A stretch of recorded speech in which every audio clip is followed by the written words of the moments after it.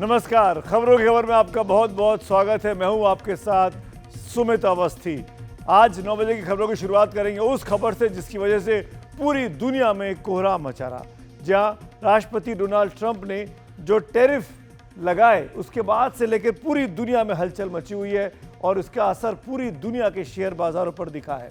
तो खबरों की खबर में आपको दिखाएंगे कि कैसे ट्रंप की टैरिफ पॉलिसी का पहला शिकार पूरी दुनिया के बाजार हुए हैं और ये भी बताएंगे कि ऐसे समय में जब बाजार धूम मचाने की जगह धड़ाम से गिरा हो तब आप बाजार में फंसे अपने पैसे को कैसे बचा सकते हैं। ये धैर्य का समय है, जल्दबाजी का नहीं।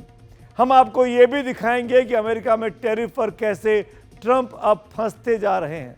वो भले ही वीकेंड पर फ्लोरिडा अपने गोल्फ क्लब में चले गए हों, लेकिन अमेरिका में उनके खिलाफ सभी 50 राज्यों के लोग सड़कों पर कल उतर आए। वो क्या मांग कर रहे हैं जिससे ट्रंप और उनके लेफ्टिनेंट एलन मस्क की मुसीबतें बढ़ सकती हैं, वो भी हम आपको विस्तार से बताएंगे।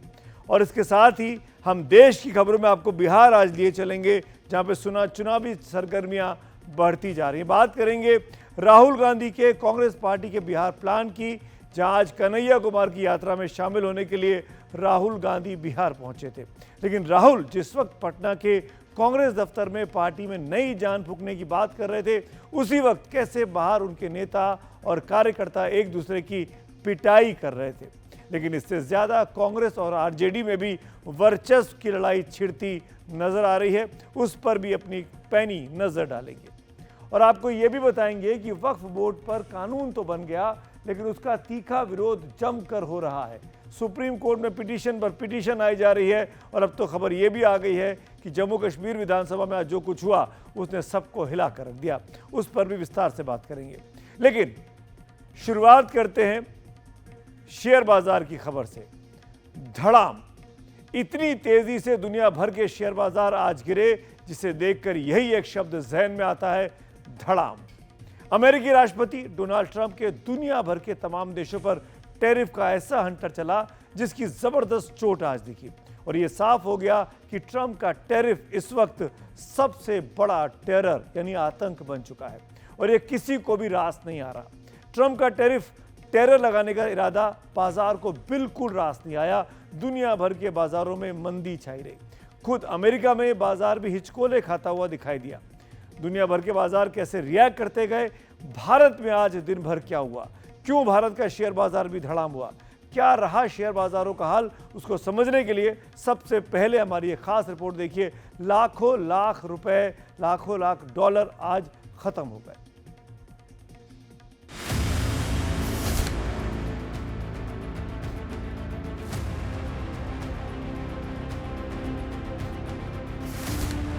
सोमवार को बाजार खुला तो धूम मचाने की जगह धड़ाम हो गया। बाजार खुलते ही ट्रंप के टैरिफ का ऐसा पंच पड़ा कि निवेशकों का चेहरा बिगड़ने लगा।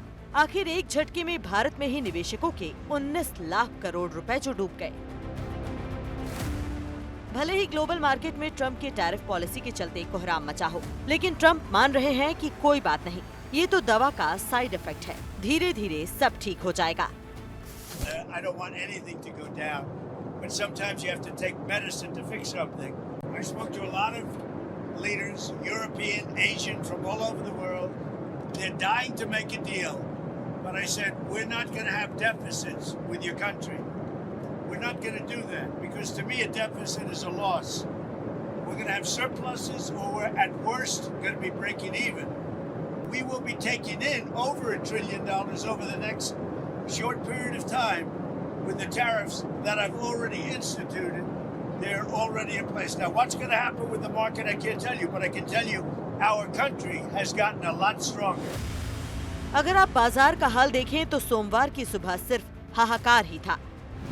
प्री ओपन ट्रेंड में सेंसेक्स 3900 से ज्यादा अंकों की भारी गिरावट के साथ 71,449 के आसपास पहुंच गया, जबकि निफ्टी 1,100 से अधिक अंक टूटकर 21,758 के नीचे फिसल गया। इस तरह सेंसेक्स और निफ्टी दोनों 5% से अधिक लुढ़क गए। ये गिरावट 4 जून 2024 के बाद सबसे बड़ी गिरावट मानी जा रही है। इससे पहले 4 जून 2024 को दोनों इंडेक्स में 8% से ज्यादा की गिरावट दर्ज की गई थी, जो उस समय लोकसभा चुनाव नतीजों को लेकर बाजार में आई घबराहट की वजह से हुई थी। जिस टैरिफ को ट्रंप ने खूबसूरत चीज बताया था वो इतना खतरनाक निकला कि भारतीय बाजार को संभलने में समय लग सकता है। जो सप्लाई चेन्स हैं दुनिया भर की, जो दुनिया भर में बायलेटरल मल्टीलेटरल ट्रेड होता है, दो देशों के बीच में आयात निर्यात होता है, वो पूरी तरह से डिसरप्ट हो जाएगा, क्योंकि आपने टैरिफ इतने बढ़ा दिए कि अब वहां पर माल लाना फीजिबल नहीं रहेगा। और इससे भी बड़ा कारण ये है कि इसके कारण यानी कि सप्लाई चेन डिसरप्ट होने के कारण मंदी की आशंका जतलाई जा रही है, यानी कि दुनिया भर में रिसेशन आ सकता है। सबसे पहला रिसेशन का असर अमेरिका स्वयं अपने घर में होगा, उसके बाद इसका असर दुनिया भर में फैलेगा। भारत हालांकि एक आंतरिक अर्थव्यवस्था है, डोमेस्टिक कंजम्पशन बेस्ड अर्थव्यवस्था है। करीब 60% भारत की जो इकोनॉमी है वो कंजम्पशन से बनती है। 140-45 करोड़ लोग हैं। भारत पे उतना असर नहीं होगा, पर एक अंग्रेजी में शब्द होता है कैस्केडिंग इफेक्ट। कैस्केडिंग और रिपलिंग इफेक्ट पूरी दुनिया में महसूस होगा। यूं तो दुनिया के दूसरे देशों में भी बाजार में जबरदस्त गिरावट देखने को मिली है, लेकिन भारत की बात करें तो बीएसई और एनएसई की लिस्टेड कंपनियों के मार्केट कैप में जोरदार गिरावट देखने को मिली। शुरुआती कारोबार में 9:15 पर सेंसेक्स 2639.95 अंक या 3.5% की गिरावट के साथ 72,724.74 पर आ गया। वहीं निफ्टी 869.1 अंक या 3.79% की गिरावट के साथ 22,035.35 पर ट्रेड करने लगा। इस बिकवाली से बीएसई लिस्टेड कंपनियों के मार्केट कैप में 16.19 लाख करोड़ रुपए की भारी गिरावट आई। वहीं एनएसई लिस्टेड कंपनियों के मार्केट कैप में 20 लाख करोड़ रुपए की गिरावट देखने को मिली। इसमें भी आईटी और मेटल इंडेक्स 7% से अधिक टूटे। अब इस गिरावट के साथ ही उन कंपनियों की सबसे बड़ी चुनौती संभलने की है, जो सोमवार की सुबह खुलते ही बिगड़े हुए बाजार की भेंट चढ़ गईं। हमारी मार्केट्स जो डाउन हैं, देखिए हमारे को उन्होंने जो टैरिफ लगाया है वो कंपैरेटिव उसके अंदर कई जगह कई इंडस्ट्री के अंदर हमारे को एडवांटेज भी है। जैसे टेक्सटाइल है, बांग्लादेश में 50% 56% का टैरिफ है, हमारे 26% के टैरिफ्स हैं। तो इसी तरह से कई और इंडस्ट्रीज हैं, कई जहां आर्बिट्राज है, टैरिफ का भी आर्बिट्राज है। वर्ल्ड में पूरा जो इकोनॉमिक सिनेरियो है वो चेंज होने वाला है, तो कई जगह हमारे को एडवांटेज भी है। लेकिन सबसे बड़ी बात है कि अगर वर्ल्ड के अंदर डिस्ट्रप्शन है, चाइना को सफर होता है, तो उससे पूरे वर्ल्ड की इकोनॉमी के इंजन्स हैं ये वाली इकोनॉमी, इंडिया या चाइना। अगर यहाँ डिस्ट्रप्शन होगी तो पूरे वर्ल्ड में फर्क पड़ेगा। लेकिन कंपैरेटिव अगर टैरिफ की बात करें तो कई इंडस्ट्री में हमारे को बेनिफिट होने वाला है, और वही चीजें मार्केट दिखा रही है। कई सेक्टर काफी अच्छे चल रहे हैं, जैसे फार्मास्यूटिकल है, टेक्सटाइल है, ये काफी अच्छे सेक्टर चल रहे हैं। जानकार मानते हैं कि बाजार जिस तेजी से फिसला है, वैश्विक मंदी का खतरा उतनी ही तेजी से ऊपर उठा है। दुनिया में 60% तक मंदी की संभावना बढ़ गई है। जेपी मॉर्गन ने माना है कि अमेरिका और दुनिया के दूसरे देशों में ग्लोबल स्लोडाउन का डर बढ़ गया है। भारत में भी रिजर्व बैंक की मौद्रिक नीति समिति यानी एमपीसी की आज से शुरू हो रही बैठक पर निवेशकों की नजर है, जिससे बाजार में और भी अनिश्चितता बनी हुई है। इन सारे फैक्टर्स से बाजार में भारी बिकवाली का माहौल बना हुआ है। हालांकि ब्लैक मंडे बाजार में अंधकार मचाकर चला तो गया, लेकिन अमेरिकी राष्ट्रपति डोनाल्ड ट्रंप के तेवर बता रहे हैं कि ऐसे अंधेरों में बाजार को अभी और चलना पड़ सकता है। एनडीटीवी इंडिया की रिपोर्ट।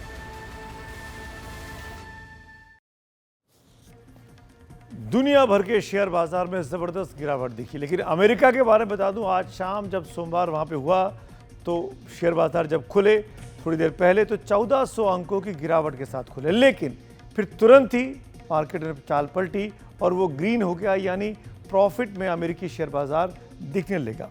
ये धीरे धीरे अमेरिकी शेयर बाजार में तो सुधार आया है, पर दुनिया भर के शेयर बाजारों में ऐसा हुआ ये हम नहीं कह सकते, क्योंकि हमने देखा दुनिया भर में आज शेयर बाजार लुढ़के हैं।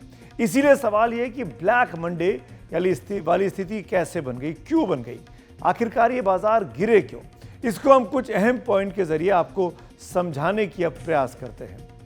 बाजार के धड़ाम होने की सबसे बड़ी वजह तो अमेरिकी राष्ट्रपति ट्रंप का रेसिप्रोकल टैरिफ है, यानी जवाबी टैरिफ। उन्होंने हर मुल्क पर जितना वो उनसे टैरिफ लेता है उतना ही टैरिफ पलटकर अमेरिका ने उन देशों पर लगा दिया। इसी को रेसिप्रोकल टैरिफ कह रहे हैं। इसके कारण तमाम देशों का आयात निर्यात सीधे तौर पर प्रभावित हो रहा है। दूसरा बड़ा कारण है अमेरिका को उसकी भाषा में ही चीनी जवाब हो सकता है, क्योंकि ट्रंप ने चीन पर 54% टैरिफ लगाया, जिसके जवाब में बीजिंग ने भी अमेरिकी सामानों पर 34% टैरिफ लगा दिया है। साथ ही चीन ने 7 प्रकार की दुर्लभ पृथ्वी मेटल के निर्यात पर रोक भी लगा दी है, अर्थ मेटल के निर्यात पर रोक लगा दी है। चीन सबसे बड़ा अमेरिका को एक्सपोर्टर है। तीसरा बड़ा कारण है वैश्विक मंदी का, क्योंकि बाजार में यह भय अब व्याप्त हो गया है कि जल्द ही दुनिया मंदी का शिकार हो सकती है, क्योंकि दुनिया भर के मुल्कों के साथ ट्रंप का ये फैसला कहीं ना कहीं व्यापार को रोक रहा है। वो सिर्फ अमेरिका ही में ही चाहते हैं तमाम मैन्युफैक्चरिंग को, वो दुनिया भर के देशों से कोई भी चीज़ अब लेते हुए नहीं दिखना चाहते हैं। चौथा बड़ा कारण है विदेशी निवेशकों की तेजी से बिकवाली, जिससे बाजार में पैनिक की स्थिति बन गई है। और पैनिक में आदमी, हड़बड़ाहट में आदमी अमूमन जल्दबाजी करता है, और सब ने यही किया, जल्दबाजी में अपने बहुत से स्टॉक्स को डाइल्यूट कर दिया, निकाल दिया। और पांचवा बड़ा कारण है सेक्टोरल इंडेक्स में भारी गिरावट, जिसके कारण ऑटोमोबाइल, आईटी, मेटल, फार्मा और एनर्जी इंफ्रास्ट्रक्चर सेक्टर में वैश्विक व्यापार तनावों की बढ़ती चिंताओं के कारण औसतन 7% की इसमें गिरावट आई है। इससे निवेशक बुरी तरीके से घबराए हुए हैं। और आइए अब इसी मुद्दे पर बात करेंगे। दो जाने माने एक्सपर्ट्स हमारे साथ जुड़ेंगे और उनसे पूछने की कोशिश करते हैं कि आखिरकार क्या चल रहा है, इसका क्या मतलब निकाला जाए। एक अर्थशास्त्री भारतीय हैं, जानी मानी, हमारे साथ अक्सर जुड़ती हैं, मिताली निकोरे। बहुत बहुत स्वागत है मिताली आपका। और एक हमारे साथ इस वक्त पेंसिल्वेनिया से डॉक्टर धीरज कौल जुड़ रहे हैं, जो कि पेशे से डॉक्टर हैं, डॉक्टरी करते हैं, लेकिन जियो पॉलिटिकल मामलों के भी एक्सपर्ट हैं और अमेरिकी शेयर्स को, अमेरिकी स्टॉक्स को भी, मार्केट को भी बहुत अच्छे से समझते हैं। बहुत बहुत स्वागत है आपका।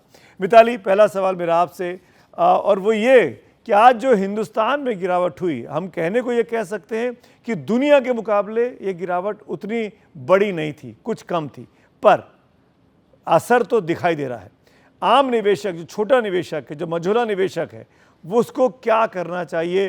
पैनिक है, इसको कैसे आप समझाएंगी? जी, सबसे पहले तो मैं ये कहूँगी कि सारे इन्वेस्टर्स के साथ मैं भी जुड़ी हुई हूँ, क्योंकि हम सबका ही कुछ ना कुछ इन्वेस्टमेंट तो इक्विटी मार्केट्स में रहता ही है। और आज मैं खुद अपने पोर्टफोलियो को भी ट्रैक कर रही थी और मैंने देखा कि मेरा खुद का पोर्टफोलियो 15 से 20% लो पे चल रहा था एक टाइम पर, और फिर थोड़ा सा रिकवर हुआ। तो डेफिनेटली सारे स्मॉल इन्वेस्टर्स के माइंड में यही चल रहा होगा कि ये हो क्या रहा है।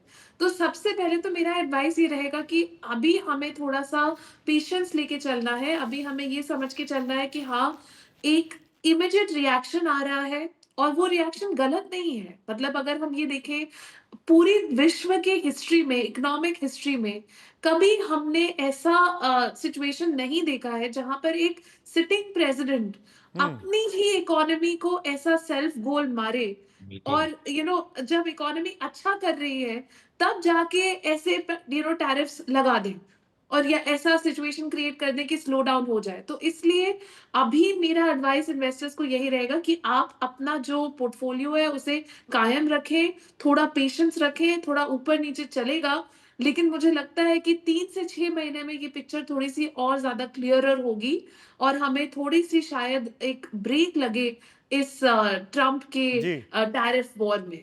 जी, मैं आऊँगा मिताली आपके पास। डॉक्टर धीरज कौल, अमेरिकी शेयर बाजार का हाल आप मुझसे बेहतर जानते हैं, आप देख भी रहे होंगे, आपके सामने लैपटॉप खुला हुआ है, ऐसा मुझे लग रहा है। दुनिया भर के शेयर बाजार कोलैप्स कर गए हैं। मतलब एक वापस लोग बाग 1987 की बात करने लगे, उस ब्लैक मंडे की बात करने लगे। क्या आपको लग रहा है कि ये जो फैसला है वो ट्रंप और ट्रंप के जो जिन लोगों ने उनको वोट किया, जिन्होंने भी रिपब्लिकन्स को वोट किया, क्या आज उनको मलाल हो रहा होगा? नमस्कार, thank you for having me on the show. First of all thank you, आपने बहुत अच्छा टॉपिक रेज किया। जैसे कि आपका चैनल यहाँ पे अमेरिका में one of the top viewership होता है for serious news, so it's a very serious topic. लेकिन क्योंकि मैं बायोटेक एनालिस्ट भी हूँ, फाइनेंशियल इंडस्ट्री वॉल स्ट्रीट के लिए कंसल्ट करता हूँ, so we have to be very on top of the game for macroeconomics, जो जियोपॉलिटिक्स से वन ऑन वन है। तो देखिए, इसके लिए आपको थोड़ा सा मुझे 30 सेकंड दीजिए, मैं आपको परिप्रेक्ष्य देता हूँ। मैं पेंसिल्वेनिया और न्यूयॉर्क में हूँ। पेंसिल्वेनिया के अंदर एक बहुत बड़ा रिसर्च थिंक टैंक था, जिसका डाटा हमने भी सर्वे किया मस्क के लिए, जो कि दिखा रहा था क्यों हम ट्रंप को वोट दें। उसमें स्विंग वोटर्स थे, जिनका एक मानना था कि एक अच्छी गुड क्वालिटी जॉब्स यहाँ पे आए, यहाँ की प्रोडक्शन बने। पेंसिल्वेनिया में बहुत बड़ा गैस का भंडार है, उसको उठाया जाए, और सेल्फ मैन्युफैक्चरिंग, जो कि यहाँ की ऑटोमोबाइल इंडस्ट्री है और जो मैन्युफैक्चरिंग जॉब्स हैं, वो वापस आए।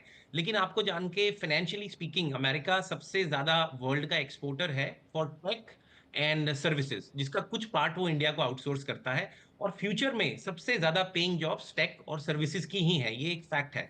लेकिन मैन्युफैक्चरिंग जॉब्स को लाने के लिए ये सब सिस्टम क्रिएट किया गया कि टैरिफ्स हम देंगे, लेकिन tariff is one part of the puzzle. Tariff के अलावा भी कई ऐसी चीजें हैं, जैसे मैं आपके दर्शकों का ध्यान देना चाहूंगा, जिसको हम नॉन टैरिफ फैक्टर्स बोलते हैं, जिसके अंदर वैट होता है, जिसके अंदर डंपिंग होती है, करेंसी मैनिपुलेशंस होती हैं। तो ये 54% टैरिफ करने से इक्वलेशन नहीं आएगा। ट्रेड डेफिसिट जो चाइना और अमेरिका का है ह्यूज है, इंडिया का तो कुछ भी नहीं है, $41 बिलियन।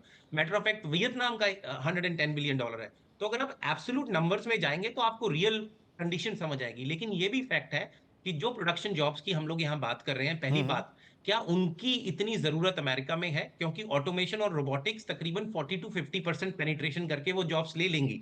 हमारे पास टेक्नोलॉजी है, लेकिन उन जॉब्स को यहाँ पे लाने के लिए एक्सपेंशन चाहिए, और वो कितनी तेजी से बढ़ेंगी, 1.5 से 2 साल लगेगा। तक के लिए वर्ल्ड रिटेलिएट कर रहा है टैरिफ्स को। ट्रंप ने अपने भाषण में ये बताया था कि प्लीज रिटेलिएट मत करिएगा, हम और एस्केलेट करेंगे। लेकिन एज ऑफ नाउ, अभी अगर आप देखें मार्केट्स, 48 घंटे के अंदर करीबन सबसे, मेरी लाइफ टाइम का सबसे बड़ा मैन मेड इकोनॉमिकल डिजास्टर हो चुका है। वॉल स्ट्रीट ने 6.5 ट्रिलियन विद टी लूज कर चुके हैं। आज मैं सुबह 9:30 बजे जो मार्केट खुला तो 5% उछाल था। आप बिल्कुल सही है, मेरे सामने 4 स्क्रीन्स लगे हुए हैं इस time, I am watching it because मैं बायोटेक में हूं, तो मुझे देखना पड़ता है बहुत क्लोजली। लेकिन वो सडनली लॉस भी हो गया, और वो एक खबर पे था कि शायद 90 डे का रिलीफ देंगे ट्रंप, इसको रोल बैक करेंगे। लेकिन अभी तक उसके ऊपर कोई क्लैरिटी नहीं है, और अभी as we speak S&P negative territory में है 1.3%, डाउ जोन्स 2% नेगेटिव में है, और हम एंटिसिपेट कर रहे हैं अगले हफ्ते तक और ब्लड बाथ दिखेगा। We were calling it the 2 bloodiest day after Covid. लेकिन ये, आप एक छोटा सा एग्जांपल देता हूं, डिज्नी जो कोविड, क्योंकि मैं कोविड रिसर्च में था, वो बिल्कुल शट डाउन हो गया, तब भी उसका स्टॉक 91 पे गिरा। आज सुबह वो 88 81 पे आ चुका था विदाउट द कोविड फैक्टर्स। तो आप समझ सकते हैं कितनी वॉलेटिलिटी है। विक्स, जिसको वॉलेटिलिटी इंडेक्स बोलते हैं, सीओबी का 45 पे है आज, जो हाईएस्ट है। डॉक्टर कौल, मैं आप ही से पूछ रहा हूँ सवाल ये, मेरा सवाल वही है जोड़ते हुए, ट्रंप साहब जो 2 महीने में उन्होंने तमाम अपने जो प्रोमिसेस थे वो डिलीवर करने की कोशिश की, और आज उनकी लोकप्रियता कहाँ पे हम देख रहे हैं। कल पूरे अमेरिका में प्रोटेस्ट हुए, वो तस्वीरें वायरल हैं आज की तारीख में। पूरे ऑल 50 स्टेट्स है प्रोटेस्टेड अगेंस्ट हिम, जिसमें कम्युनिटीज़ भी थी, जिसमें पॉलिटिकल लोग भी थे, जिसमें तमाम तरह के लोग थे। मेरा सवाल बहुत सिंपल सा है, ट्रंप साहब अपनी बात पर अड़े हुए हैं, वो आज भी कह रहे हैं कि भाई ये कड़वी दवा है, ये दवा तो आपको पीनी पड़ेगी। क्या ये दवा 4 साल तक ऐसे ही चलेगी? नहीं चल सकती, बिकॉज अमेरिकन एक एवरेज आदमी जो 401k में अपनी हार्ड अर्न मनी, बहुत हार्ड अर्न मनी डालता है, वो 20-30%, अभी मिताली जी ने 20% बोला, 30-35% इवॉपरेट हो गया है पिछले 48 आवर्स में, जो बहुत पेन इन्फ्लिक्ट कर रहा है। उनके कोर वोटर्स जो बैठे हैं वो देख रहे हैं कि 30 साल तक hard earn money, double jobs करके जो सेव किया था वो चला गया। देखिए, नंबर्स कभी लाई नहीं करते, नंबर्स की कोई पॉलिटिकल अलाइनमेंट नहीं होती, लेकिन अगर आपका फ्यूचर ही डिसरप्शन में आ गया तो बहुत बहुत बड़ी दिक्कत होगी। मैं, आपको जान के इंटरेस्ट लगेगा, मैं वॉशिंगटन डीसी में अभी बैठा हूँ, I came with a family vacation, और यहाँ पे इतना बड़ा प्रोटेस्ट था सैटरडे को, इट्स अनबिलीवेबल। और यहाँ पे रिपब्लिकन्स भी प्रोटेस्ट कर रहे थे कि हमारे पैसे का क्या हुआ, हमारे, we are not ready for economical war. आप सेंस बताइए। और इसी वजह से इलॉन मस्क की जो कंपनी है, यहाँ पे बहुत प्रोटेस्ट उसके खिलाफ भी हुए, 50% उसकी इक्विटी ड्रॉप हो चुकी है, और उनको इनडायरेक्ट वे से रिपब्लिकन्स बोल रहे हैं कि आप स्टेप असाइड करिए, आप चुने हुए नेता नहीं है, आपकी आंसरेबिलिटी पब्लिक को नहीं है, और आपको पास फिल्टर नहीं है पब्लिक से कैसे बात करना है। तो बैकलैश रिपब्लिकन पार्टी में अगेंस्ट मस्क बहुत बड़ा क्रिएट हो चुका है। ट्रंप के ऊपर प्रेशर है कि इनको रोल बैक करें, क्योंकि otherwise we are talking about recession, 60% odds of recession, 45% as per Goldman सैक्स। ये बहुत सीरियस न्यूज है। दुनिया का एक कंट्री नहीं बचेगा।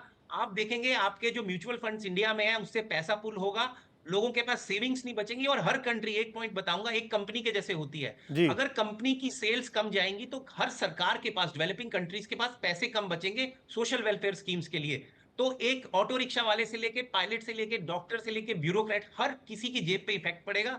मुझे लगता है sensible minds need to prevail, और मुझे लगता है ट्रंप एक बहुत ही अच्छे निगोशिएटर है, उनके ऊपर प्रेशर होगा, और मुझे लगता है ये एक निगोशिएटिंग टैक्टिक भी हो सकती है। वी आर होपिंग, हम देखेंगे कि ट्रंप साहब क्या करते हैं, क्योंकि वो पॉपुलैरिटी पर बहुत बिलीव करते हैं, और पॉपुलैरिटी चार्ट उनके लगातार नेगेटिव जा रहे हैं। मिताली, बड़ी इंटरेस्टिंग बात डॉक्टर धीरज कौल ने की कि सरकारों के पास पैसा नहीं बचेगा, यही आलम रहा, दुनिया भर में इसका इम्पैक्ट होगा। आज ही हमने देखा अपने यहाँ हिंदुस्तान में एक्साइज ड्यूटी बढ़ा दी गई, पेट्रोल पे, डीजल पे, जितने भी कंज्यूमेबल चीज़ें हैं। सरकार ने इसका बोझ आम आदमी पर नहीं बढ़ाया है, पर सरकार ने अपने खजाने में अपना पैसा बढ़ाना शुरू कर दिया है। तो क्या ये रिलेट करके देखना चाहिए कि कल जो बड़ी मंदी आने वाली है, जिसका एप्रीहेंशन है, डर है, उससे लड़ने की तैयारी शुरू कर दी गई है यहाँ पर? जी, बिल्कुल। अब इस लड़ाई के बारे में तो अब करना ही पड़ेगा और इसको बहुत सारे फ्रंट्स पे करना पड़ेगा। भारत के लिए ये एक बहुत ही इम्पोर्टेंट चीज़ है कि हम अपने ट्रेड रिलेशनशिप्स बाकी देशों के साथ और स्ट्रॉन्ग करें। अभी यूरोपियन यूनियन की डेलीगेशन आई थी दिल्ली में और यूरोपियन यूनियन के साथ भी प्राइम मिनिस्टर मोदी अब डिस्कशन कर रहे हैं और वहां पर भी एक नेगोशिएशन चल रहा है भारत के लिए, भारत का ट्रेड और बढ़ाने के लिए यूरोप के साथ। यूके के साथ तो बहुत टाइम से हम फ्री ट्रेड एग्रीमेंट की बात कर ही रहे हैं और इसके ऊपर भी आगे स्टेप्स बहुत तेजी से बढ़ रहे हैं। और अब वो समय आ गया है कि जब भारत को अपना रुख जो है चीन की तरफ भी थोड़ा सा करना पड़ेगा। ऑलरेडी आपने देखा होगा 2024 के जी। इकोनॉमिक सर्वे में चीफ इकोनॉमिस्ट ने ये बोला था कि भारत और चीन को अब साथ में काम करने की बहुत जरूरत है। और अब भी भारत बिम्स्टेक की तरफ भी देख रहा है, रीजनल ट्रेड बढ़ाने की भी बात हो रही है। तो ये एक बहुत बड़ी चीज है कि सारे देश अगर साथ में आए, और हम ये देख रहे हैं चीन, जापान, साउथ कोरिया तीनों ने ऑलरेडी अनाउंस कर दिया है कि वो अपना ट्रेड एक ब्लॉक बनाएंगे और अपनी कॉमन पॉलिसीज बनाएंगे। चीन और जापान का साथ में आना इस दुनिया के लिए एक बहुत बड़ी डेवलपमेंट है, क्योंकि उन दोनों देशों के बीच में कितने डिफरेंसेस हैं, लेकिन वो फिर भी अब साथ आए हैं। तो भारत को भी अब ये करना पड़ेगा, बहुत सारे ट्रेडिशनल रिलेशनशिप्स छोड़ के बाकी देशों की ओर जाके अपना ट्रेड बढ़ाने के लिए काम करना पड़ेगा। और ये बहुत ही विडंबना की स्थिति है। अमेरिका में मैन्युफैक्चरिंग ना के बराबर है। वो दुनिया भर में अपना सामान बनवाता है और अपने आप उसको कंज्यूम करता है, क्योंकि वहाँ पे बहुत कॉस्ट ज़्यादा है। और इसीलिए दुनिया भर के लोग अमेरिका में इसका सामान बनाते हैं, वहाँ भेजते हैं और उसका फ़ायदा उनकी इकोनॉमी को भी डेवलप करने में करता है। लेकिन ट्रम्प साहब ने कह दिया कि अब हम कुछ लेंगे नहीं और देंगे नहीं, और देंगे तो उसी हिसाब किताब में देंगे जितना आप हमको टैक्स लगाते हैं। इसीलिए बहुत बड़ा खतरा पैदा हो गया है दुनिया की अर्थव्यवस्था के लिए। अमेरिका में हो सकता है कि आने वाले लॉन्ग रन में, धीरज कौल एक कोई कमेंट, मैन्युफैक्चरिंग शायद बढ़ जाए, क्या आपको लगता है इसका इम्पैक्ट होगा? क्या अमेरिका मैन्युफैक्चरिंग की तरफ जाएगा? लेबर वहाँ सस्ता होगा? 100% होगा, 100%। लेबर सस्ता नहीं होगा, स्पेशल वीजा प्रोग्राम बनेगा। 40 से 60,000 डॉलर की इनकम के लिए कोई यहाँ काम नहीं करेगा। देखिए यहाँ पे 60,000 टू 120,000 की जो मीडियन एवरेज इनकम 64,000 है। दो लोग अगर 1,20,000 डॉलर कमाते हैं बिफोर टैक्सेस, वो अमेरिकन ड्रीम अफोर्ड ही नहीं कर सकते। इसी बेस पे ट्रम्प आए हैं। लेकिन वो चाह रहे हैं semiconductor manufacturing, high paid jobs, tech, AI, robotics. मैं एआई हेल्थ केयर में काम करता हूँ, 1.5 लाख से 2.5 लाख डॉलर की सैलरी से स्टार्ट होता है। जी। तो वो उस प्रोडक्शन लाइन के लिए लाना चाह रहे हैं और कुछ लैंड को सस्ता करेंगे, जंगल को काटेंगे, टिम्बर आएगा, तो कहीं ना कहीं लैंड कॉस्ट नीचे जाएगी। लेकिन लेबर की कॉस्ट जो low paying wages labour cost है, नॉट ऑटोमोबाइल में 40 से 50 डॉलर है, मैं 15-12 डॉलर की पर घंटे की वेजेस की बात कर रहा हूं। उसके लिए special visa program South America से क्रिएट करने के लिए रिपब्लिकन पार्टी के पहले एजेंडा में है। अभी तक उस पर बात नहीं हो रही है, मुझे लगता है विद टाइम होगी। लेकिन भारत के परिप्रेक्ष्य में एक छोटी सी अच्छी गुड न्यूज ये है कि जो मई के अंदर वो फार्मा के ऊपर टैरिफ लगाने की बात कर रहे थे, शायद वो इस रिपरकशन से आगे पुश हो जाए। और इंडिया के साथ हम लोग एडवांस्ड, जो फार्मा सेक्टर की मैं बात करूं तो एडवांस्ड मेडिकेशंस जो $2,000 का इंजेक्शन होता है या $500 के, वेरी हाई टेक, उसके ऊपर कुछ शेयर ऑफ टेक्नोलॉजी की बात हुई थी 24 में, जिसमें शायद वो प्रोसीड करेंगे। तो ये बहुत ही क्रिटिकल टाइम है, सब लोगों को बहुत ध्यान से, और आपके माध्यम से आपके दर्शकों को मैं बोलना चाहूंगा, प्लीज फाइनेंशियल मार्केट्स में without talking to somebody professional इस टाइम ना घुसे, क्योंकि आपको बॉटम नहीं पता है।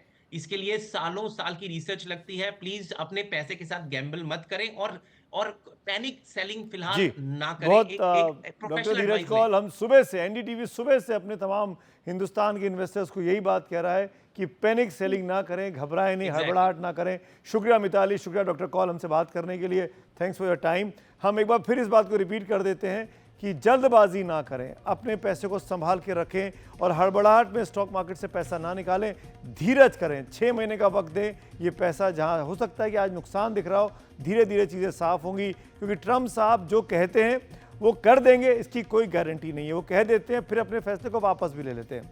वैसे अमेरिका में थोड़ी देर पहले जब बाजार खुले थे तो पहले 1400 अंकों की गिरावट देखी गई थी, लेकिन बाद में अमेरिकी बाजारों ने उछाल भर ली। लेकिन उससे एक दिन पहले अमेरिका ही नहीं, समूची दुनिया का बाजार लुढ़का हुआ था। ये स्थिति ट्रंप के उस बयान के बाद पलटी कि निवेशक बेवकूफ़ी ना करें, हालात जल्द बदल जाएंगे।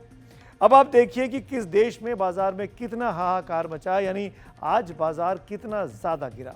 जापान करीब 6.5% गिरा, चीन में शेयर बाजार 6% गिरा, ऑस्ट्रेलिया में गिरावट 4% की रही, भारत में गिरावट 3.5% की रही। यानी हर देश को नुकसान हुआ जो अमेरिका के साथ सीधे तौर पर बिजनेस कर रहा है। तो देखा आपने कि कैसे टैरिफ का टेरर दुनिया भर में ऐसा फैला कि दुनिया भर के शेयर बाजार धराशायी दिखे। और इसकी सबसे बड़ी वजह है कि आज के दौर में दुनिया का लगभग हर मुल्क अमेरिका के साथ सीधा व्यापार करता है। अमेरिका में इस्तेमाल होने वाला ज़्यादातर सामान या खाने पीने की चीज़ें दूसरे देशों से वहाँ पर पहुँचती हैं। ऐसे में जब इन पर ट्रंप टैक्स बढ़ा रहे हैं तो महंगाई और अव्यवस्था तो छाएगी ही, जैसा कि अमेरिका में होने की आशंका है। इसीलिए मंदी की बात की जा रही है। दुनिया के तमाम एक्सपर्ट इसे ट्रंप की टैरिफ नीति की हार बता रहे हैं, लेकिन ट्रंप हैं कि मानते नहीं। वैसे सिर्फ बाजार ही नहीं बल्कि अमेरिका के लोग भी ट्रंप से बेहद खफा दिख रहे हैं। और जिस तरह वहाँ लोग ट्रंप के खिलाफ सड़कों पर उतर आए और लगे हाथ एलन मस्क की लानत मलानत कर रहे हैं, उससे साफ है कि ट्रंप का फैसला अमेरिकियों को भी रास नहीं आ रहा है।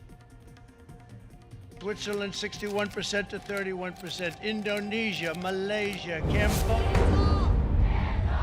Our research. Hands up. Our science. Hands up. Our research. Our research. जिस डोनाल्ड ट्रंप को अमेरिका के लोगों ने 4 महीने पहले ही सिर माथे पर बैठाया था, चुनाव जितवाकर अपना राष्ट्रपति बनाया था, अब उनके खिलाफ ही अमेरिका वाले त्राहिमाम की मुद्रा में विरोध प्रदर्शन कर रहे हैं।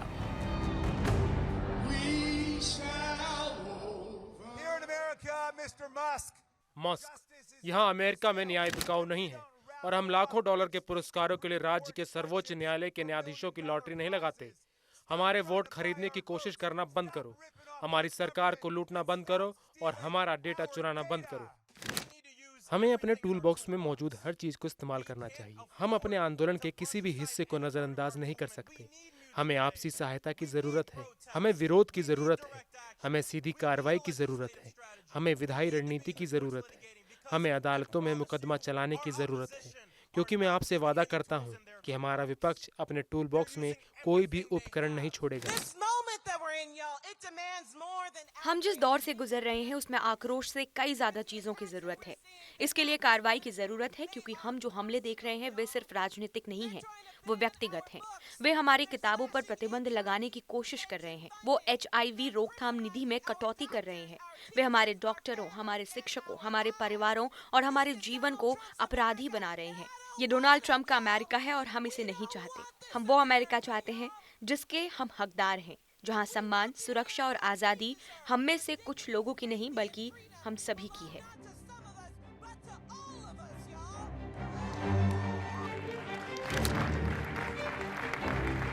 डोनाल्ड ट्रंप ने राष्ट्रपति बनने के बाद जिस तरह दुनिया के खिलाफ टैरिफ वॉर छेड़ दिया है, उसकी प्रतिक्रिया अमेरिका की सड़कों पर ट्रंप के खिलाफ प्रदर्शन के रूप में दिखी। ट्रंप तो ट्रंप के साथ एलन मस्क के खिलाफ भी अमेरिका के सभी 50 राज्यों में प्रदर्शन हुए। इन विरोध प्रदर्शनों में लाखों लोग शामिल हुए। इनमें सिविल राइट ऑर्गेनाइजेशन, मजदूर संघ, LGBTQ+ वॉलंटियर्स, पूर्व सैनिक और चुनावी कार्यकर्ता शामिल थे। CNN की रिपोर्ट के मुताबिक देश भर में 1400 से ज्यादा रैलियां की गईं। ये लोग सरकारी नौकरियों में कटौती, अर्थव्यवस्था और मानवाधिकार जैसे मुद्दों पर सरकार के फैसलों का विरोध कर रहे हैं। लोगों ने हाथों में तख्ती लेकर विरोध किया, जिस पर लिखा था कि ट्रंप, तुम हमारे अधिकारों से दूर रहो।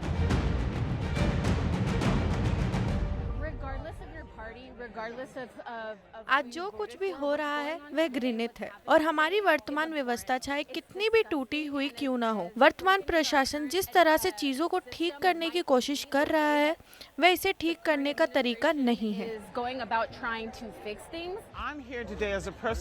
मैं आज यहाँ एक विकलांग व्यक्ति के रूप में अमेरिका में उन सभी 7 करोड़ लोगों के लिए खड़ा हूँ जो किसी न किसी कारण से मेडिकेयर प्राप्त करते हैं। वे महत्वपूर्ण हैं, उनकी आवाज महत्वपूर्ण है। I'm here because this is wrong. क्योंकि ये गलत है। सब कुछ गलत है, लेकिन मैं एक शिक्षक भी हूँ, इसलिए मैं सार्वजनिक शिक्षा के क्षेत्र में पैसे की कटौती के पक्ष में नहीं हूँ।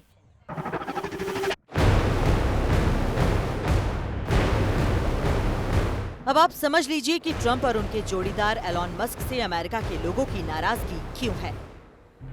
दरअसल ट्रंप के रेसिप्रोकल टैरिफ पर दुनिया की तीखी प्रतिक्रिया से अमेरिका के लोगों को लगता है कि उनके बाजार का भट्ठा बैठ जाएगा। लेकिन ट्रंप का कहना है कि उन्होंने रेसिप्रोकल टैरिफ अमेरिका में प्रोडक्शन बढ़ाने के लिए लगाया है। वहीं मस्क से लोगों की नाराजगी सरकारी नौकरियों में कटौती के कारण बहुत ज्यादा बढ़ी है, क्योंकि मस्क ही ट्रंप प्रशासन में डिपार्टमेंट ऑफ गवर्नमेंट एफिशिएंसी के प्रमुख हैं। इस पर मस्क का दावा है कि उन्होंने करदाताओं के पैसे बचाने के लिए ही सरकारी नौकरियों में कटौती की। लेकिन ये दलीलें अमेरिका के लोगों के गले के नीचे नहीं उतर रही हैं। शिक्षा, सामाजिक सुरक्षा, मेडिकेयर, मेडिकेड दिग्गजों के अधिकार हैं, समलैंगिक समुदाय, सब कुछ, हर कोई खतरे में है। और यह वो अमेरिका नहीं है जिससे मैं प्यार करती हूँ। हमारे आदेशों और शक्ति संतुलन के करने वाले तत्वों का क्या हुआ? We all bleed red. Take care of each other. और जिस वक्त अमेरिका के लोग अपने अंधकारमय भविष्य के डर से ट्रंप के खिलाफ हल्ला बोल रहे थे, उस वक्त ट्रंप का काफिला फ्लोरिडा में उनके गोल्फ कोर्स में मौज मस्ती के लिए बढ़ रहा था। इसे ही तो कहते हैं कि जब रोम जल रहा था तो नीरो बंसी बजा रहा था। एनडीटीवी इंडिया की रिपोर्ट।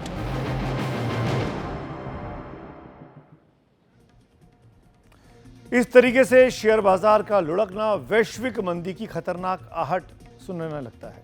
तो आप पहले ये समझ लीजिए कि वैश्विक मंदी होती क्या है और किस बात का खतरा पैदा हो जाता है। कई देशों की अर्थव्यवस्था में एक साथ गिरावट ही वैश्विक मंदी, यानी दुनिया भर के तमाम मुल्क ग्रो करने की बजाय उनकी ग्रोथ रुक जाए और वो नीचे गिरने लगे, उनकी विकास दर नेगेटिव में चली जाए। सभी देशों पर एक साथ इसका बुरा प्रभाव पड़ता है। वैश्विक मंदी के कारण आर्थिक उत्पादन, रोजगार और उपभोक्ता खर्च में गिरावट आ जाती है। दुनिया में 1930 और 2008 में 2 बार बड़ी वैश्विक मंदियां आई हैं। जब भी वैश्विक मंदी आती है तो उसका प्रभाव नौकरी जाने, आय घटने और आर्थिक विकास धीमा होने के रूप में सामने आता है। यानी महंगाई बढ़ जाती है, रोजगार के अवसर पैदा नहीं होते हैं और कुल मिलाकर हाहाकार की स्थिति होती है, खाने के लाले पड़ने लगते हैं। बात अमेरिका की चल रही है। अमेरिका से भारतीयों को लौटाया गया, डिपोर्ट किया गया। आपको याद होगा 3 विमानों में, सैन्य विमानों में तमाम वो लोग जो पंजाब के हैं, हरियाणा के हैं, गुजरात के हैं, जो गलत तरीके से अमेरिका पहुंचे थे, उनको डिपोर्ट किया गया। आज उसी डिपोर्टेशन प्रोसेस के बारे में अमेरिकी विदेश विभाग की प्रवक्ता मार्गरेट मैकलॉड ने एनडीटीवी से खास बातचीत की है। मेरे सहयोगी उमा शंकर ने बातचीत की, आइए उसको भी सुन लेते हैं। सबसे पहले तो हम आपसे यही जानना चाहेंगे कि आखिर हथकड़ी क्यों लगाई गई। 5 फरवरी को जो फ्लाइट आई थी उसमें तो महिलाओं को भी हथकड़ियाँ लगाई गई और ये खबर जब आई इंडिया में तो उसके बाद जो है यहाँ पे लोगों में भारी गुस्सा जो है वो देखने को मिला। तो क्या इस पर ख्याल है अमेरिकी विदेश मंत्रालय का? वैसे सुरक्षा प्रिकॉशंस आखिरकार हमारे सुरक्षा मंत्रालय के अधिकारी पर निर्णय होती जाती है और हम समझते हैं कि उनकी प्रोसीजर्स के मुताबिक वो बच्चों पर हदखती नहीं करते हैं, अक्सर महिलाओं पर नहीं करते हैं। लेकिन अगर वो समझते हैं कि कोई पैसेंजर है जो उड़ान के दूसरे पैसेंजर्स के लिए एक जोखिम बन सके तो उनके डिस्क्रेशन पर फैसला कर सकते हैं। मैं आपको यही उदाहरण भी दे सकती हूँ कि इन पैसेंजर्स में कई लोग थे जो बराह रास्त भारतीय सरकार खुद गिरफ्तार किया। सो देखिए, ये ना सिर्फ अमेरिकी अधिकारी की सुरक्षा की बात है बल्कि दूसरे परवाज पर होने वाले लोगों की सुरक्षा की बात भी थी। लेकिन 15 और 16 फरवरी की फ़्लाइट में महिलाओं को तो हथकड़ी नहीं लगाई गई, जो कि जानकारी निकलकर सामने आई, लेकिन पुरुषों को तब भी लगाई गई और भारत सरकार ने इस बारे में पहले चिंता जताई थी। सवाल है कि मानवाधिकार की दुहाई देने वाला अमेरिका जो है उसने इतना भी मुनासिब नहीं समझा कि करीब 14,000 किलोमीटर दूर जो भारत भेजे जा रहे थे लोग, उनको मानवीय आधार पर उनका ख्याल रखा जाए। ठीक है कि वो अवैध प्रवासी थे, लेकिन फिर भी इस बात का तो ख्याल रखा जाना चाहिए था, क्योंकि लंबी यात्रा थी और लोगों को परेशानी हो सकती थी, और ख़ासतौर पे तब जबकि आपने उनको कैंप में रखा हुआ था जहाँ पे उनके पास कोई आर्म्स नहीं था, पूरी तरह से डिज़ार्म थे। इसके बावजूद भी इस तरह का जो व्यवहार किया गया, उसको लेकर यहाँ सवाल है। आखिरकार वही अधिकारी का निर्णय पर ऐसा लगा कि वो दूसरों को एक जोखिम था। उसके और तफसील अमेरिकी सरकार बराह रास्त भारतीय सरकार को फराहम कर रहे हैं। जी, और ये भी एक आरोप लगा कि जो सिखों की जो धार्मिक भावना है उसका भी ख्याल नहीं रखा गया। पगड़ी खोलवाने तक की जो बात है वो भी सामने आई, शाकाहारी खाने का बंदोबस्त भी नहीं किया गया। और इस तरह के आरोप को लेकर पंजाब के जो एक सांसद हैं, मेंबर पार्लियामेंट हैं, उन्होंने संसद में भी इस मुद्दे को उठाया। तो इस मुद्दे पर अमेरिकी विदेश मंत्रालय का क्या कहना है? सुरक्षा मंत्रालय ने कंफर्म किया कि वो पैसेंजर्स जो उड़ान पर थे, उन्होंने शाकाहारी खाना के अलावा और कोई धार्मिक अकोमोडेशन की दरख्वास्त नहीं की।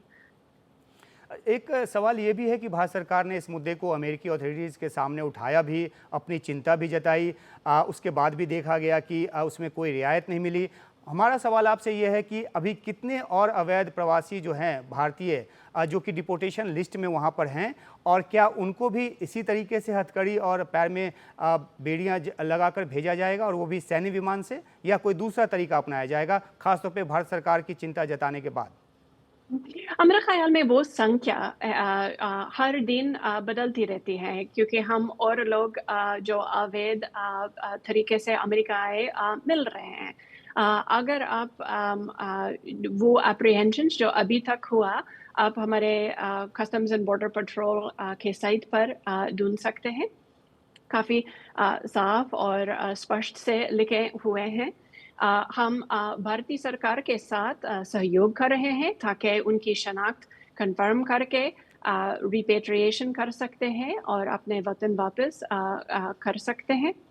तो कहीं ना कहीं उनके जो मानवीय अधिकार हैं उनको लेकर सवाल पैदा होता है, और अमेरिका जो कि पुरोधा बनता है मानवाधिकार का, कहीं ना कहीं सवाल उसकी छवि को लेकर बनता है। तो देखिए, लोगों को और विकल्प है। लोग अपने आप से अमेरिका से बाहर जा सकते हैं, और हमारा एक नया सुविधाएं हैं जिसका नाम CBP होम ऐप है। लोग खुद ब खुद अमेरिका के बाहर जाकर, जब वो 3 मील दूर बन जाए, तो वो अपने मोबाइल इस्तेमाल करके CBP होम ऐप के ज़रिए अमेरिकी सरकार को यही संदेश भेज सकते हैं कि मैं अभी अमेरिका के बाहर हूँ। आप सेल्फ डिपोर्टेशन की बात कर रही हैं? जी हाँ, सेल्फ डिपोर्टेशन की बात।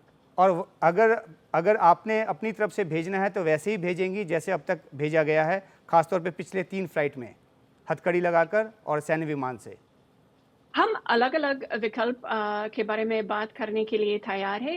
एक उदाहरण है कि हम उज़्बेकिस्तान के साथ, जब उज़्बेकिस्तान ने एक चार्टर फ्लाइट की इंतज़ामिया किया, लेकिन हम सिर्फ वही लोगों पर रिस्ट्रेंट्स करते हैं जो दूसरों को जोखिम बनते हैं। जी, तो आपके कहने का मतलब ये है कि अगर भारत सरकार की तरफ से सैन्य विमान भेजा जाए या वापसी का बंदोबस्त भारत सरकार की तरफ से किया जाए, तो आप उनको उस तरीके से भेजने को भी तैयार हैं? वो सब तफसीली बात सरकारी बातों में हो जाएगी, लेकिन हम अलग अलग ऑप्शंस के बारे में बात करने के लिए तैयार है।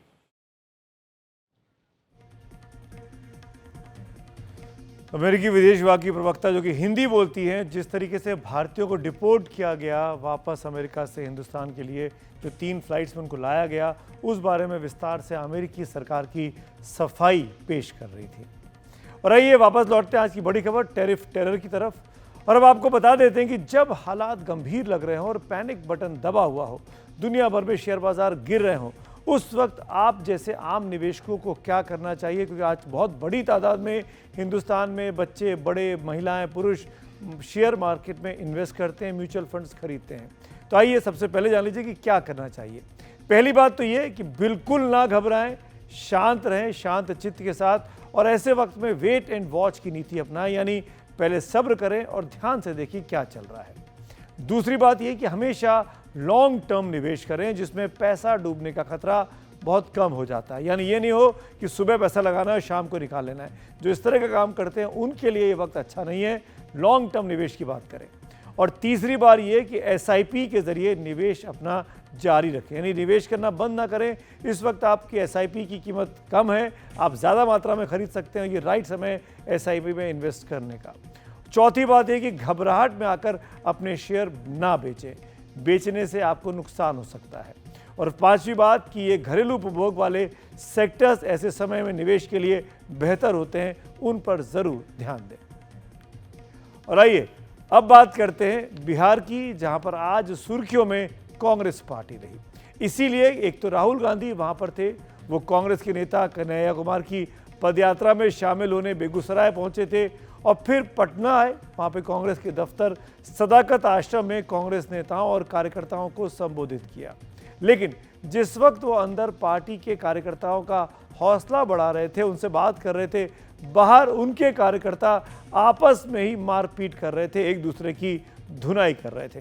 इन तस्वीरों के बीच कांग्रेस का क्या है बिहार प्लान, जिसमें आपस में ही मचाए घमासान, उसको समझने के लिए देखिए ये खास रिपोर्ट।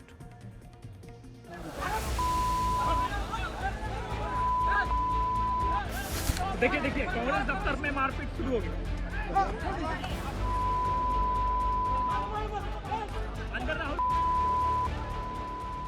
राहुल गांधी की पटना वाली मोहब्बत की दुकान में उनके कार्यकर्ता ही मारपीट का सामान इकट्ठा करके बैठ गए। देखिए कांग्रेस दफ्तर में मारपीट शुरू हो गई। राहुल गांधी ने कहा था कि सफेद टी-शर्ट पहनकर आना। कार्यकर्ता आ गए। राहुल गांधी मोहब्बत का पयाम देकर चले गए। कार्यकर्ताओं और नेताओं ने उसे संग्राम में बदल दिया। कांग्रेस कार्यालय में हुआ भारी बवाल। पूर्व प्रदेश अध्यक्ष अखिलेश प्रसाद सिंह के सामने कांग्रेस कार्यकर्ता आपस में भिड़े, जिनमें एक तरफ अखिलेश के समर्थक थे, दूसरी तरफ पूर्व विधायक टुन्ना थे। अखिलेश के समर्थक रवि रंजन की पिटाई हो गई, जिसका आरोप ये है। अरे मैं पंचायत समिति में पकड़ी दाल से जीता हूँ, मैं भूमिहार हूँ, इसलिए राजपूत होकर मारा है। ये सब कुछ उस समय चल रहा था जब अंदर राहुल गांधी कांग्रेस के नेताओं और कार्यकर्ताओं को एकजुट होकर नीतीश सरकार से मोर्चा लेने का संदेश दे रहे थे। इस मारपीट से इतना तो साफ हो गया कि बिहार कांग्रेस एकजुट नहीं है। बिहार में कांग्रेस की ताकत भले नहीं है, लेकिन एक दूसरे पर ताकत दिखाने की कला बाकी है। बिहार में कांग्रेस अपने दम पर खड़ा होना चाहती है, लेकिन लालू यादव की पार्टी की पिछलग्गू भी है। बिहार में कांग्रेस के नेता और कार्यकर्ता अपने नेता राहुल गांधी के संविधान के प्रति प्रेम से इत्तेफाक नहीं रखते। नहीं तो जिस सदाकत आश्रम में कभी महात्मा गांधी ने वास किया था और आखिरी दिनों में डॉक्टर प्रसाद रहा करते थे, जो गुलामी के दिनों में आजादी के आंदोलन का अड्डा था, वहां से ऐसी तस्वीरें नहीं आती। बिहार का युवा बीपीएससी के टाइम से परेशान है। जिस तरह से उनके ऊपर लाठियां बरसाई गई थी, जिस तरह से उनके साथ बर्बरता की गई थी, ये युवाओं को याद है। युवा कंधे से कंधा मिलाकर राहुल गांधी जी के साथ चल रहा है और आगे भी चलेगा। हम पूरी तरह से आश्वस्त हैं कि बिहार ने परिवर्तन का मन बना लिया है। दरअसल राहुल गांधी का बिहार दौरा कांग्रेस नेता कन्हैया कुमार की यात्रा को समर्थन देने के लिए था। कन्हैया कुमार की यात्रा में शामिल होने के लिए राहुल गांधी बेगूसराय पहुंचे थे। वहां उनकी 1 किलोमीटर की पदयात्रा 24 मिनट तक चली। कन्हैया की पदयात्रा पलायन रोको और नौकरी दो की अभियान का हिस्सा है। मैंने नरेंद्र मोदी जी को लोकसभा में सामने बोला, ये जो फेक दीवार बना रखी है 50% रिजर्वेशन की, इसको अगर आप नहीं तोड़ोगे तो हम इसको तोड़ के गिरा के फेंक देंगे।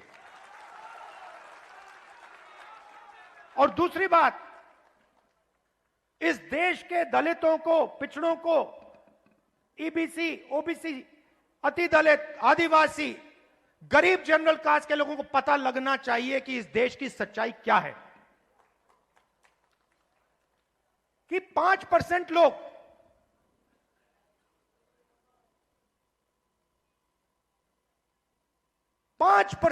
इस पूरे के पूरे देश को चला रहे हैं।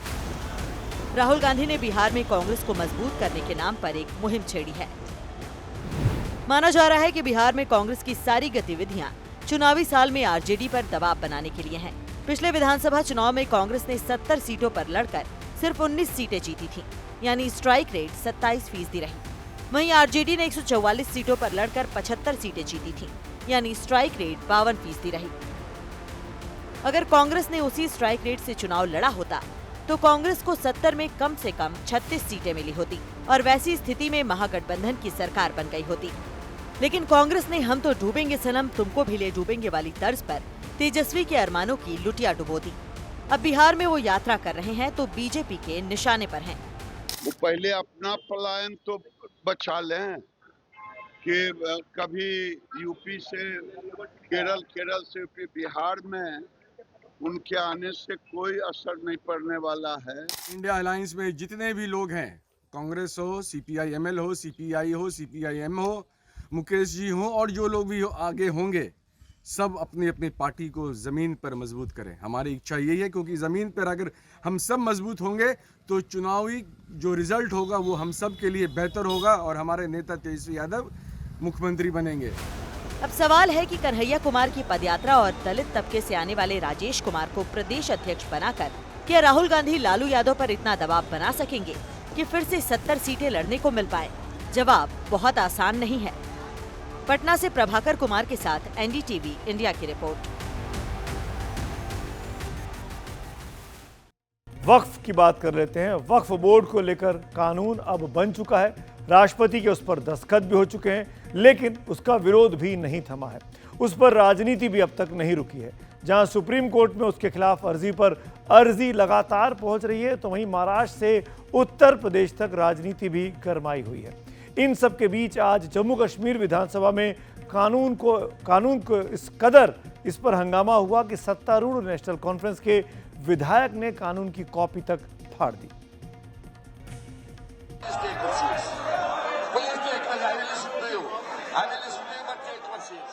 जम्मू कश्मीर विधानसभा में उस वक्त जोरदार बवाल हुआ जब नेशनल कॉन्फ्रेंस समेत कई दलों ने नए वक्फ कानून के खिलाफ प्रस्ताव लाने की बात कही।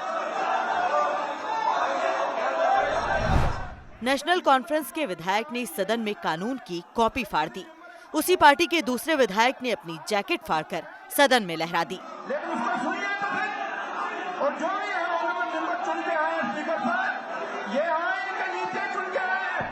किसी के लिए भी, चाहे हिंदू हो, मुसलमान हो, सिख हो, ईसाई हो, मजहब सबसे ऊपर होता है। उसके लिए प्राइवेट है मजहब, लेकिन उसके लिए सबसे अहम है। तो ये हमारे मजहब में जो गवर्नमेंट ने मुदाखलत किया है, जिन लोगों के लिए ये कानून बनाया गया है, वही लोग कहते हैं कि हमें कानून नहीं चाहिए। तो हमें नहीं लगता है कि ये कानून मुसलमानों के हित में बनाया गया। ये कानून इसलिए बनाया गया ताकि वोट बटोरे जाए, ताकि दो धर्मों को आपस में लड़ाया जाए। ने हमेशा से जनता को गुमराह किया है, आज भी ये जनता को गुमराह कर रहे हैं असेंबली के माध्यम से, जबकि ये जम्मू कश्मीर की असेंबली का विषय ही नहीं है। तो यहाँ पे डिस्कस करने का सवाल ही पैदा नहीं होता। तो आप मुझे बताइए, ये काले झंडे दिखाना, ये असेंबली में वॉकआउट करना, ये पेपर फाड़ना, ये क्यों कर रहे हैं? ये सब ये सिर्फ और सिर्फ जनता को गुमराह कर रहे हैं, क्योंकि इनके अपने घर चलने बंद हो गए। अपने पर्सनल मजहबी मामले में कोई हस्तक्षेप करता है, हम पुरअमन विरोध करेंगे। जो भी संभव होगा वो करेंगे। और हम देशवासियों को बताना चाहते हैं कि ये कबूल नहीं है, ये सही नहीं है, इसका हम विरोध करते हैं। ऑनरेबल स्पीकर साहब अली मोहम्मद राथर साहब ने जो है वो ऑन द चेयर इसको माना कि ये कानून बन चुका है, और हमने उसको ड्रम बीटिंग करके अपलोड किया कि स्पीकर साहब ने माना कि ये कानून बन चुका है, इस पे अब चर्चा नहीं होगी। सिर्फ जम्मू कश्मीर ही नहीं, देश के दूसरे राज्यों में भी वक्फ कानून को लेकर बवाल है। विरोधियों ने मोर्चा खोल रखा है तो बीजेपी की सरकार एक्शन में है। इस बीच विरोध करने वालों को पुलिस प्रशासन नोटिस भी दे रहा है। मुजफ्फरनगर में प्रशासन ने 300 प्रदर्शनकारियों को नोटिस दिया है। अगर उन लोगों ने कोई और इस वक्त एक बड़ी खबर आ रही है, ब्रेकिंग न्यूज इस वक्त की आ रही है, वो ये कि तहव्वुर राणा को भारत लाने का रास्ता अब साफ हो गया है। तहव्वुर राणा मुंबई हमलों का आरोपी है, उसको भारत लाने का रास्ता अब साफ हो गया है।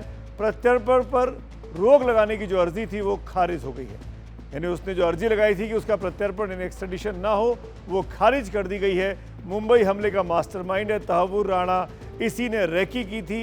रेकी कर वो तस्वीरें पाकिस्तान के आतंकियों को मुहैया कराई थी और उसके बाद 26/11 का बड़ा हमला मुंबई में हुआ था। तस्वीर देख लीजिए, यही शख्स है तहव्वुर राणा। अब इसके भारत आने का रास्ता बिल्कुल साफ हो गया है। बहुत जल्द इसका एक्स्ट्रेडिशन होगा और ये भारत में भारतीय एजेंसियों के हवाले होगा ताकि इस पर आगे की कानूनी कार्रवाई की जा सके। मुंबई के हमले 26/11/2008 को जो हुए थे, उसका मास्टरमाइंड इसको भी कहा जाता है। पाकिस्तान की ISI और तमाम आतंकी संगठनों की मदद इसी ने मुंबई आकर अलग अलग नामों से रहकर फोटो खींचकर, तस्वीर खींचकर वहां से भेजी थी, जिस पर बाद में आतंकियों ने पूरी अपनी वारदात की। तहव्वुर राणा एक बड़ा कारोबारी बनकर पहुंचा, मुंबई में रहा, अलग नाम से रहा, ब्रिटिश सिटीजन है, शुरुआत में कहा गया। मेरे साथ मेरे सहयोगी और तमाम पुख्ता जानकारी के साथ मेरे सहयोगी जितेंद्र दीक्षित जुड़ गए। जितेंद्र, क्या है पूरा मामला तहव्वुर राणा का? देखिए सुमित जी, जो आखिरी उम्मीद बची थी तहव्वुर राणा के पास भारत में प्रत्यर्पित होने से बचने की खातिर, वो उम्मीद भी अब खत्म हो गई है। और जो इमरजेंसी एप्लीकेशन उसने अमेरिका के सुप्रीम कोर्ट में लगाई थी कि उसे प्रत्यर्पित ना किया जाए, उसको भी अब सुप्रीम कोर्ट ने खारिज कर दिया है। इसके पहले जो मुख्य मामला था, जहां पर उसने निचली अदालत के फैसले को चुनौती दी थी, उसको भी सुप्रीम कोर्ट ने अब से 1.5 महीने पहले खारिज कर दिया था। और उसके बाद में इसने बीच में एक और पिटीशन लगाई थी, वो भी खारिज हो गई थी। और ये एक आखिरी पिटीशन थी जहां पर उसने चुनौती दी थी कि उसे भारत प्रत्यर्पित ना किया जाए। लेकिन अभी जो खबर आ रही है वो ये है कि इस अर्जी को भी खारिज कर दिया गया है और अब तहव्वुर राणा को भारत लाने का रास्ता बिल्कुल साफ हो चुका है। अब इसके आगे वो कोई अर्जी नहीं लगा सकता। अब सीधे सीधे उसे भारतीय एजेंसी को सौंपना होगा और अब भारत की जेल में कैद करके उसके खिलाफ मुकदमा चलाया जाएगा। 26 नवंबर 2008 को जो मुंबई में आतंकी हमला हुआ था, उसके मास्टरमाइंड्स में से ये शख्स एक था। इसी की जो एजेंसी थी फर्स्ट वर्ल्ड इमिग्रेशन, उसको एक फ्रंट बनाकर डेविड कॉलमैन हेडली नाम का इसका एक साथी, पाकिस्तानी मूल का अमेरिकी नागरिक, वो कई बार मुंबई आया था, उसने रेकी की थी और उसी ने जीपीएस कोऑर्डिनेट लिए थे कि किन किन ठिकानों पर आतंकी हमले करने हैं और ये जीपीएस कोऑर्डिनेट लश्कर-ए-तैयबा को पहुंचाए गए थे। और उसके बाद में 10 पाकिस्तानी लड़कों ने आकर मुंबई में आतंक फैलाया था। तो उसी साजिश के तहत इसको जो है भारत सरकार ने रेड कॉर्नर नोटिस निकाला था और इसकी मांग कर रही थी, लेकिन एक लंबी कार्रवाई के बाद अब वो भारत आने वाला है। शुक्रिया जितेंद्र इस अपडेट के लिए। बहुत बड़ी खबर है, भारतीय एजेंसियों के लिए बहुत कामयाबी का वक्त है। तहव्वुर राणा भारत आएगा और उस पर भारतीय कानून के हिसाब से अब मुकदमा चलेगा। यानी कुल मिलाकर मुंबई हमलों का मास्टरमाइंड अब भारतीय एजेंसियों के हाथ में होगा। आज खबरों की खबर में मेरे साथ फिलहाल इतना ही। शुभ रात्रि।